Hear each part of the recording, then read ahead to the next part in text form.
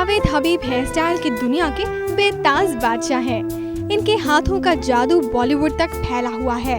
इन्होंने बहुत से लोगों को नया लुक दिया, लेकिन इनकी जिंदगी को नया लुक देने वाली इनकी वाइफ शाइन से इनकी मुलाकात कब हुई और कैसे हुई इनके प्यार की शुरुआत, आइए जानते हैं इन्हीं की जुबानी। नहीं, मैं हमेशा कहता हूँ मेरी जो थी वो क्लाइंट मैरिज थी, मेरी जो थी हेयर मैरिज थी। हमारी मुलाकात शॉप में हुई थी।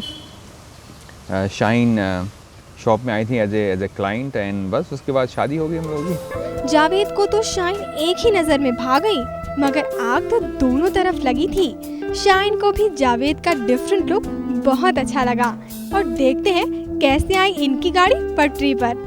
He was very different than the rest of the guys. He was, I noticed one thing, he was really into his work, even that time, 16 years back, the same way he is right now.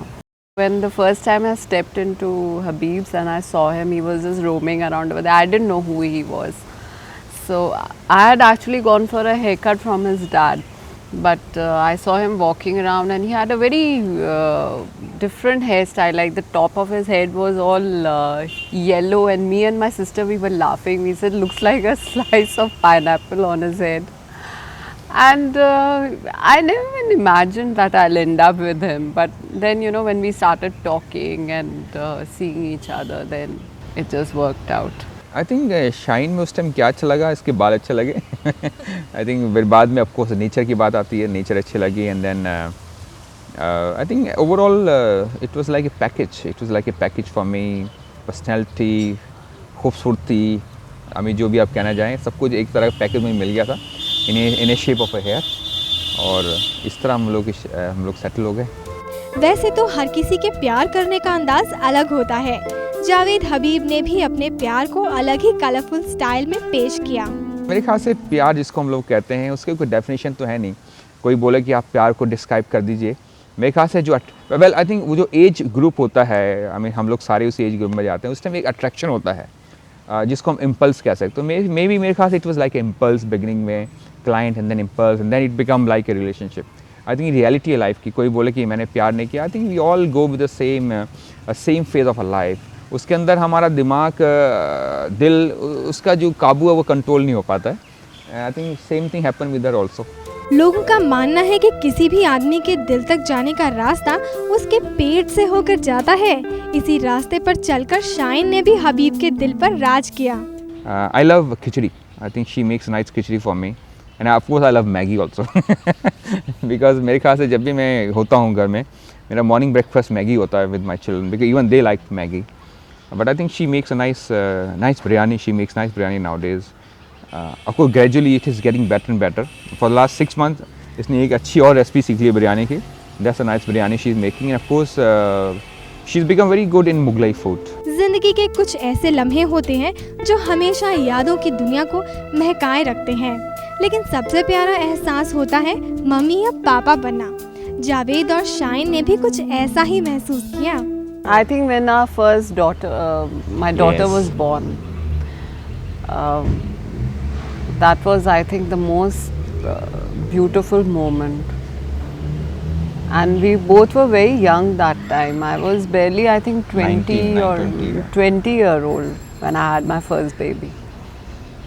Yeah, I think daughter when Sana was born, that was a very different feeling. एक तो पहली बात तो हमारी family के अंदर in 2 generation there was not a girl child, it was all boys.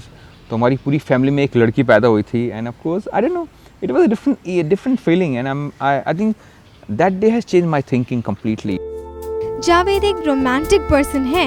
Shine से जब भी अपने दिल की बात कहनी हो तो जावेद अपना हाले दिल कुछ यूं बयां करते हैं। आज मौसम बड़ा बेईमान है, धूप निकल रही है बट बड़ा बेईमान है। I think it's a nice song. It's a nice song. कहा जाता है कि किसी को समझने के लिए एक मुलाकात ही काफी होती है, नहीं तो पूरी जिंदगी भी कम पड़ जाती है। जावेद और शाइन की पहली मुलाकात की अंडरस्टैंडिंग ही उनकी सक्सेसफुल वेडिंग लाइफ का राज है।